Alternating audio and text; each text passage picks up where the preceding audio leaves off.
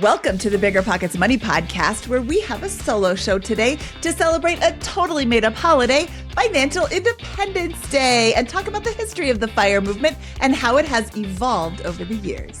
Hello, hello, hello. My name is Mindy Jensen, and with me, as always, is my ever-evolving co-host, Scott Trench. Thanks, Mindy. Great to be here with my genius co-host, Mindy Jensen. Scott and I are here to make financial independence less scary, less just for somebody else, to introduce you to every money story because we truly believe financial freedom is attainable for everyone, no matter when or where you're starting. That's right. Whether you want to retire early and travel the world, go on to make big-time investments in assets like real estate, start your own business, or calculate and plan for your ultimate financial independence day, we'll help you reach your financial goals and get money out of the way so you can launch yourself towards your dreams. Scott, I am super excited to celebrate the first annual Financial Independence Day. Today on July 3rd, right before regular old Independence Day. What's better than independence? Financial independence. Before we jump in, though, we have a new segment of our show. It's called The Money Moment, where we share a money hack, tip, or trick to help you on your financial journey. Today's money moment is read your credit card's terms and conditions. Many credit cards offer theft protection, rental car coverage, and other money-saving benefits. This means the rental car coverage means you don't have to get the rental company's insurance. Your credit card has its own insurance policy. May have its own. That's why you got to read it. Yeah, it may have its own. Yes, that's why you have to read it. Absolutely. Do you have a money tip for us? Email moneymoment@biggerpockets.com. All right, everybody, welcome to our Financial Independence Day episode. This show airs on July 3rd, so we decided to make up a holiday to celebrate with you all. So first, we want to start off, and I think this is a question for our resident historian, Mindy Jensen. What is the history of the FIRE movement? Well, way back in the, as my kids call it, in the 1900s, 1992, Vicki Robin and Joe Dominguez wrote a book called Your Money or Your Life. And while that book wasn't meant to be an early retirement book, when you take that message and you add it to the October 1994 Journal of Financial Planning article by Bill Bengen, you start to see some pretty amazing ideas forming. You could take money that you have saved up and invested and watch it grow. And Bill's article talks about the safe withdrawal rate. He looked at the history of the entire stock market and decided, in what worst case scenario could I advise my clients to take out, what percentage of their portfolio could I advise them to withdraw and they would still have money. And it turns out 4% is the absolute bottom of the barrel that you can withdraw and still reasonably assume that you will have money for 30 years, a 30-year retirement. That's based on a 60-40 stock bond portfolio. We've talked about this several times. Bill was on our podcast twice to talk about his original article and to talk about a follow-up where he said, it's actually kind of closer to like 5 or 6%, depending on, your allocation. But that was pretty eye-opening back in the 90s. And people started looking at this and thinking, I don't have to work until I'm 65. I could retire a lot earlier if I just saved and invested. Scott, when did you first find out about the FIRE movement? Yeah, I kind of discovered financial independence in the concept of FIRE via I want to say a combination of Mad Fientist and Mr. Money Mustache. I can't remember which one was the initial spark. We've luckily been able to have both of those folks on the show in the past as well. But yeah, that was probably around 2013. When I was just starting my career and a couple months into my job, I really kind of caught the bug there and went down the rabbit hole. And really my deep dive down the rabbit hole was with the Mr. Money Mustache blog. And then that quickly evolved to layering real estate investing on top of that in early 2014. And so that's really when I changed and oriented the way I live my life and, approach my career in pursuit of this kind of ultimate goal of financial independence. Yeah, Mr. Money Mustache was our introduction to financial independence. And we quickly discovered J.D. Roth, who for some horrible reason we have never had on the show, but that's changing. He's coming up in a future episode. And my husband was having a very bad day at work, and he just banged into his Google search, how do I retire early? How do I quit my job early? And Pete's article came up, the shockingly simple math behind early retirement. And that started a rabbit hole that Carl dove down very, very far. And I'll point out that just because I discovered it then, and we had Vicky Robin and Joe Dominguez, this concept of financial independence goes back hundreds of years, maybe for as long as money has existed. There have been people probably trying to achieve financial independence. But I'll give a couple of examples there. The Richest Man in Babylon really kind of teaches how to achieve financial independence. That book was published in 1926. And since this is July 4th, one of our founding fathers, Benjamin Franklin, I think was a good embodiment of the financial independence lifestyle and movement. This is a guy who was super frugal, notoriously so really kind of pinched his pennies there, was very, one of his core values was industry. So he would work all day in the morning, make a show of being there early in the day and working late at night. And he built a very successful business, turned over it for somebody else to run and split the income from it 50-50. I believe. Someone might fact check me on that, but I read his autobiography every once in a while. I can't remember who's the author of that one. But it's a good book. Just that was a joke, Mindy. But yeah, I think Ben Franklin's a great example of kind of the early outputs of financial independence. This guy achieved it early in life, probably in his 30s or late 20s, and then went on to conduct a number of experiments and have a lot of value to society. So I think that's kind of, this bug has been in the brains of a lot of Americans for hundreds of years to kind of achieve this output. The concept of financial independence, retire early, in the acronym, that's a more modern thing. That's really been refined in particular with the internet, and lots of great minds kind of adding their twists on the most effective ways to approach it. Yes, that's absolutely right, Scott. It's definitely not like Vicky didn't invent it. The Richest Man in Babylon was written in 1920, and you read it and you're like, wow, this is like modern day thought. But in the early 1900s, girls, they call all of the 1900s the 1900s. And that just feels weird to call a time that I was alive the 1900s. But as the FIRE movement has evolved, and as it has, progressed, it has changed a lot. One of my favorite things about the FIRE movement is that it isn't just one thing. It isn't like one path that you have to go down. In the beginning, it was just FIRE. And then people started putting their own little spin on it. There was lean FI or fat FI, depending on how much you wanted to save up before you quit your job. Coast Fi is one of my favorites. We had Jess from the Pioneers on episode 323, where she talks about Coast Fi, where you set up yourself to have enough money that in your investment accounts that it grows so that you will have a comfortable retirement, but you're not gathering up every dollar that you can right now so that you can quit now. It's more that you're planning for a comfortable retirement. And then as you continue to contribute to your retirement accounts, your retirement date gets a little closer, but it isn't this all out frantic mad dash. Baristify is one where you still plan on having a job, but it's a really low stress job. The movement has really changed from less about, I have to quit my job, and more about fulfilling your passions and being able to focus on what fills up your cup. So now it's about taking care of your finances first and enjoying the journey to the end of your working life, your work life, not your, that sounds bad.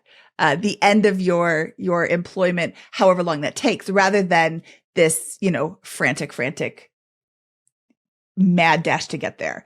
And there's even the idea that you can reach financial independence and then pivot to a new career where money doesn't matter because you've taken care of that. So you can pursue your dreams. We had Jill Schlesinger on episode 398 talking about financial independence, new endeavor.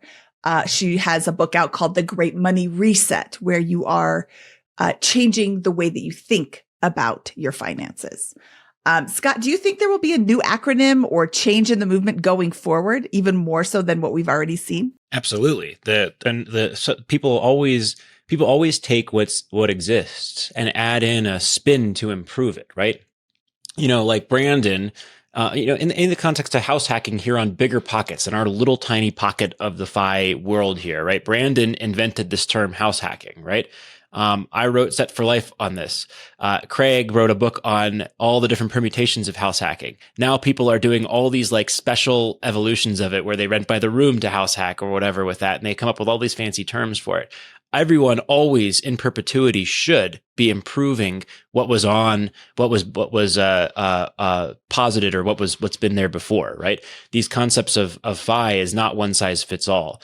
When you're asking about how the movement's changed, I think in 2013, everybody was right about the path to financial independence and what to do with your money, right? And what's changed over the last 10 years is now I think more and more people realize there is no right answer to these questions with money. And there's a lot more nuance with it, even though the goal of having freedom and flexibility continues to be the theme across all these different things. So absolutely people are going to create new acronyms. The environment's going to change. If I would be betting on an environment with higher interest rates. So these formulas that we've gotten used to of having almost all your wealth in stocks and having very little in bonds, for example, in the accumulation phase, somebody's going to figure out at some point there's an inflection rate with interest rates where that allocation no longer makes sense.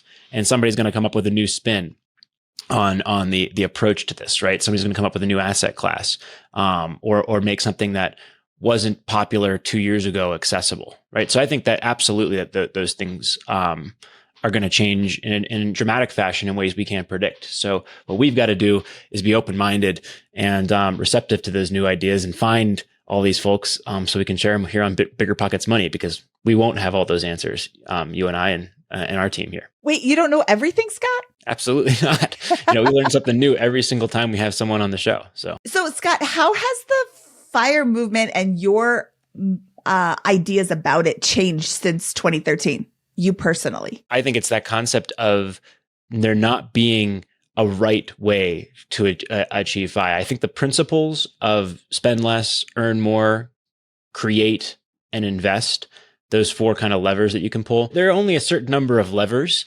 And I still think that the theme of the application of those levers does change over time. And there are general frameworks.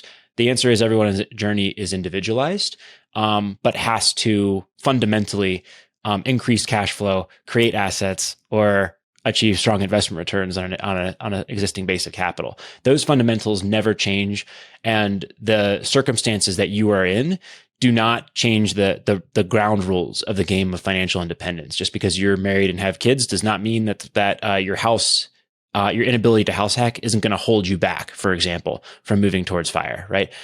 Just because, you feel like you've got a floor of expenses and nowhere to move your income then there's no path forward for you for FI if you can't change those two things and you don't have time to create an asset and you have no capital to invest. So you've got to be able to flex on some of those levers.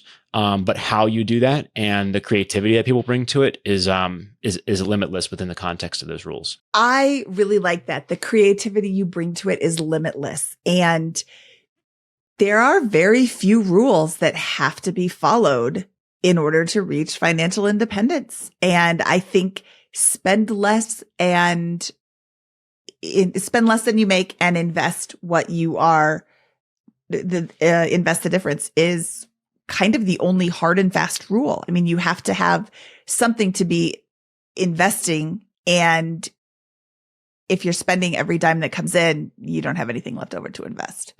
Other than that, what you invest in, how long it takes you to get there is really up to you. Mindy, one other thing you asked about how the FIRE movement has changed and whether someone will come up with a new thing. Well, I think Gen Z is coming up with this concept of quiet quitting, which is the same thing, right? It's just another take on the whole situation with this.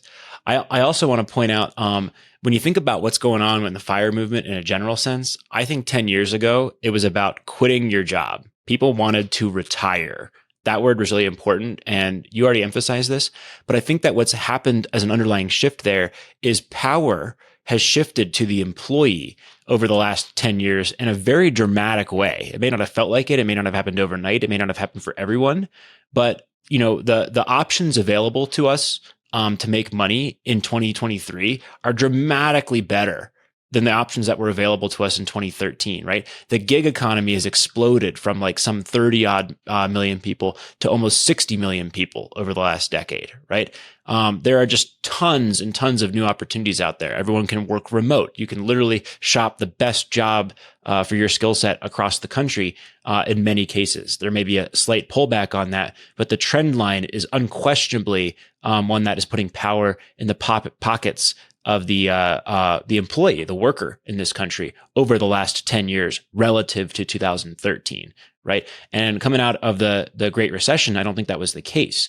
And so I think there was how do I escape the job? But when power shifts subtly and over a prolonged period back into the worker's hands, all of a sudden maybe your job isn't so bad. Maybe those things that were really making you want to quit, you have the power to begin changing a few of those things or jump ship and get a new opportunity that isn't so bad, and you can feel a little bit better about it.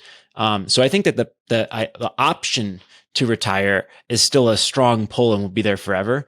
But the hatred of the job is lessening to a degree. Not saying there aren't still tens of millions of people who hate their jobs and would love to quit forever and not work at all. But I think that shift has been one that's been underlying a lot of these changes in the way we talk about FI here on BiggerPockets Money, for example. Right. And I think this movement has brought to the forefront the idea of the side hustle, or like you said, the gig economy, where you can kind of cobble together a bunch of different income streams. So you don't have to go and work for the man that you hate. You could have a freelance writing job and a video channel where you open up boxes and play with toys. I can't believe that's a thing, but there is no limit to the ways that you can make money and the amount of money you can make. There is a limit. It is your creativity. I think that's going on here,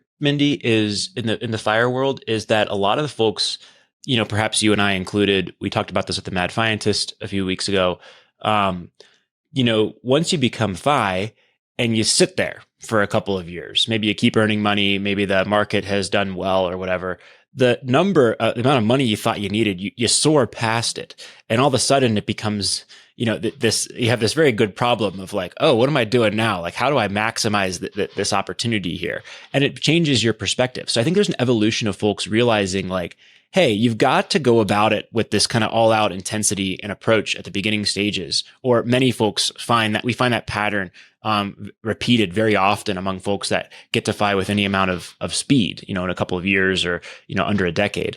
And then there's a subtle shift that what got you there isn't what's going to be best for you on the go forward basis. And so I think a lot of these folks who really absorb the identity of being very frugal, perhaps you and me included, have a hard time unwinding that and realize, hey, if I continue to be that frugal going forward, I'm wasting this incredible opportunity to enjoy the life that I have an option to pursue now at this point. And so that's like a really interesting about face and identity problem, I think, that a lot of people get here, because you almost need that identity at the beginning and you need to shed it when you do it, if you are able to achieve the financial goals that you set for yourself. Wow, Scott, feeling real seen right about now. But you're right. You do need to have some level of frugality in the beginning in order to be able to spend less than you earn. It's super easy to spend as much or more than you earn, but it takes a bit of discipline to spend less than you earn and put that away for the future. And the future is 5 years, 10 years, 50 years down the road. It's difficult even for my kids right now to be saving for their retirement. They're 16 and 13. It's difficult for a 25-year-old to be saving for retirement at 65. Why would I not spend all of my money now? I can save for retirement later. But if you can save for retirement now, little bits, get in the habit right at the very beginning of your working life. If you don't have if you're not used to having that money in your bank account, you won't miss it when it's not there. Get used to filling out your or contributing to your 401k. You don't have to max it out, but if you could, that'd be awesome. Do that for a little bit. You get used to it. You don't have that in there. All of a sudden, 5 years down the road, 10 years down the road, you are coast fi. And then now you're at 65. You have a very comfortable retirement. You continue to contribute. Now you can retire at 60. You continue to contribute a little bit. And now you can retire at 55 or even 50. And you're not pinching pennies along the way. You're not depriving yourself of everything. If you push the frugality in the beginning, it can be a little bit difficult to change that up. As I am experiencing right now, as I start to explore a little bit more of my spendy ways. Carl and I are focusing a lot on experiences, and we're looking for ways to not just like experiences on vacation. One of the things that comes up frequently in a lot of these conversations is, oh, when I was on vacation, I took a cooking class. Well, why do I have to wait till vacation to take a cooking class? So I'm looking for a cooking class that I can take with my girls locally. And I don't want to bring more things into my house. I have a tendency to be a little bit hoarderish, but if I can buy more experiences with my kids, I think that'll be a really awesome way to an awesome use of my money. Yeah. I think that's like a great example of this. Like, hey, make a list of all the things you like doing the most and just like put them in order and like forget what cost is. And like more often than not, the things at the top of that list are like a hike here in Colorado, a cooking class. I love doing a cooking class with my wife. You know what we found out is that the cooking classes are a pain in the rear because there's like 4 other people on the call. They're like kind of expensive. You have to have the thing on the whole time. And you know what's way better? Is just a YouTube. You just literally get the YouTube cooking class on there. It's completely free, and you have a great evening. You can pause the thing whenever you want to go handle the. And so like we're like what are our favorite things to do over the next month? Yes, there's some travel. That costs money. But a lot of the things that we like to do are completely free, my wife and I, or involve very low cost, right? Rocky Mountain National Park is $75 for the annual parks pass, on an annual basis. That gets you all the parks in the country. So like, in some ways, yes, you can spend money. In some ways you realize, hey, if you go too far, you're just going to have this huge surplus. So you might as well spend it on the things you may not be able to spend it because your passions aren't going to cost that much money. Yes. Another way to look at it is you made a list of the things that you like to do. Make a list of the things that you hate. I hate cleaning my house, but it feels like a waste. I think Ramit's going to call me up and yell at me for saying a waste of money. It feels like a waste of money to pay somebody to do something I could do myself. But I really hate cleaning my house to the point that it's really not all that clean. So I am going to hire somebody to clean my house. That's financial independence. Yes. I have a big 4th of July party every year, and this show is airing on July 3rd. So I have somebody here at my house right now cleaning my house, and I am now excited about it. But a couple of months ago, that would have been like, ooh, is that the right choice for me? Totally the right choice for me. My friends, the Waffles on Wednesday couple, I was just having dinner with them, and they said, we looked at each other and said, how can we take things off our plate that we hate? And this was like 3 years ago. I should have had this conversation with them 3 years ago. How can we take things off our plate that we don't like? And she said, I don't like to clean my house. And he said, great, let's hire a cleaner. And she said, it's the best decision I've ever made. So I am embracing this, even though it feels wasteful to me. I'm getting over that because I'm providing a job for somebody else and they're going to do a better job than I could ever do. I hate cleaning and I can afford it. Mindy, before we, I want to cover one last thing before we get out of here and let people celebrate their financial independence day. What are the biggest complaints that people have about the path to financial independence and the people, the people who we bring on, for example, and talk about, or what are the complaints and the naysayers saying about FIRE? I could never do that because I don't want to be frugal. I don't want to give up things. I don't want to not enjoy my life. There seems to be this idea from people who are on the outside looking in that this is a life of deprivation and you can't have anything enjoyable if you are going to be on the path to financial independence. I think that's the biggest one, the total deprivation. And it isn't total deprivation. Was it, Frugal Woods, I think, has the best example of this. I think she was on episode 10, maybe episode 11. I wish I could just remember that. Like that. Mrs. Frugal Woods was on a very early episode. And she said, when we first discovered financial independence, we're like, oh, okay, we're getting rid of everything. And they did. And for a month, she's like, you know what? This is not fun. I want to add some things back. Like I got rid of absolutely everything. And most of it I don't miss, but I miss my seltzer water. I miss my yoga class. I miss, a couple of things. So they figured out ways to keep those in their life at less expensive prices. And they actually ended up being almost free. In the yoga was free and the seltzer water was practically free. And that's how you have success in this, is to keep the things in your life that are meaningful to you, that bring you joy. You don't have to get rid of everything, and get rid of the things that don't add any value. I am selling a car today. It doesn't bring me any value. It doesn't bring me joy. So I don't have it anymore. It was taking up mental space. Scott, what are some of the biggest complaints you think about? Well, I see folks saying, oh, this person earns too high of a salary. Get somebody normal. Tell me about a normal person who achieved this, in this period of time. I think that's a big one, because there are a lot of this is more accessible in a lot of ways to folks with those higher salaries. I also see some things saying, oh, this person didn't actually start from scratch with a completely clean slate with no advantages. And I have kind of two comments about that. First up is understanding that this is a journey, and that folks that we talk to that are achieving financial independence or have a positive trajectory to showcase, if you go from zero to $1 million in net worth over 10 years, you're probably not earning $40,000 the whole time. You may start there. And a lot of our folks do start in those types of situations, right?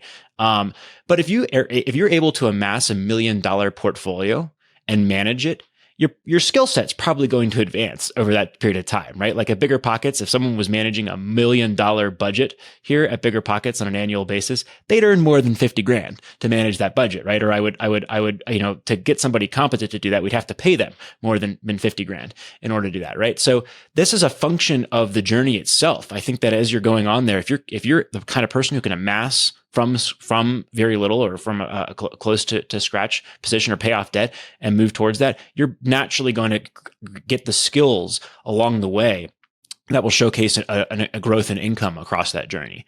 So that's I think one part of that story. And the second thing is, it's very hard to find examples of people who truly start out with absolutely nothing and no advantages whatsoever, and a truly standing start from scratch, and then go on to build wealth. Right? We've talked to a few of those folks on the show.